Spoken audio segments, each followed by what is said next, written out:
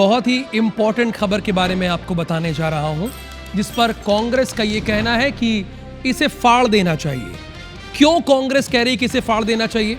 अब आपके television screen पर हम तस्वीर दिखा रहे हैं, बल्कि स्क्रीन पर आ गई। ये तस्वीर 1947 की है। इसमें जवाहरलाल नेहरू, लॉर्ड माउंटबेटन और मोहम्मद अली जिन्ना की तस्वीर साथ है। ये साथ में बैठे हुए हैं, जो एनसीईआरटी के नए स्पेशल मॉड्यूल जारी होने के बाद चर्चा में है। असल में एनसीईआरटी ने विभाजन विभीषिका स्मृति दिवस के मौके पर एक विशेष मॉड्यूल जारी किया। इस मॉड्यूल में भारत के विभाजन के लिए 3 प्रमुख व्यक्तियों, जिसमें मोहम्मद अली जिन्ना, कांग्रेस और लॉर्ड माउंटबेटन को जिम्मेदार ठहराया गया। यानी ये तीनों जिम्मेदार हैं।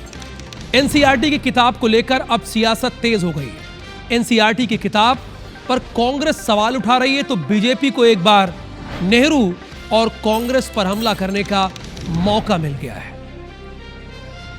एनसीईआरटी का बंटवारे पर चैप्टर, विभाजन के जिम्मेदार नाम पर सियासी रार। इतिहास से मुंह फेरा जा सकता है क्या? आग लगा दीजिए इस किताब को, अगर ये सब नहीं लिखा है तो।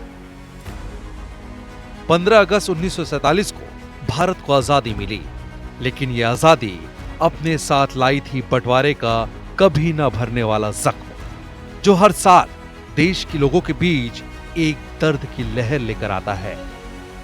बंटवारे के दौरान हुई हत्याएं और लूट की घटनाओं ने दोनों तरफ से करोड़ों लोगों को न सिर्फ प्रभावित किया, बल्कि उनका जीवन भी हमेशा के लिए बदल दिया था। एक तरफ जब पूरा देश स्वतंत्रता दिवस का जश्न मना रहा है, तब एनसीईआरटी ने विभाजन विभीषिका स्मृति दिवस के मौके पर एक विशेष मॉड्यूल तैयार किया है।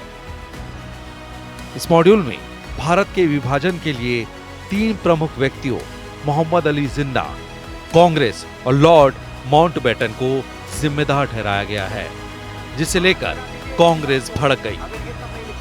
तो बीजेपी ने इतिहास के पन्ने पलटने में देर ना की।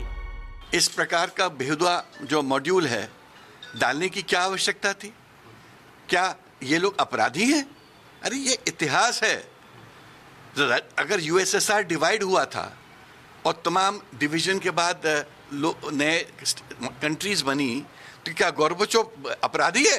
तो अगर ये ऐतिहासिक तथ्य सामने आ रहे हैं, तो आप इतिहास से क्यों घबराते हैं? वैसे भी कांग्रेस पार्टी इतिहास में जीते जीते इतिहास ही बन चुकी है, पर इतिहास से सीखना नहीं चाहती।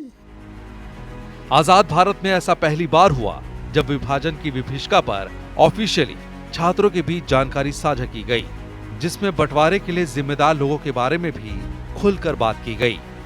हालांकि ये स्पेशल मॉड्यूल नियमित किताबों का हिस्सा नहीं, 6वीं से 8वीं और 9वीं से 12वीं के बच्चों के लिए अलग अलग मॉड्यूल बनाए गए हैं।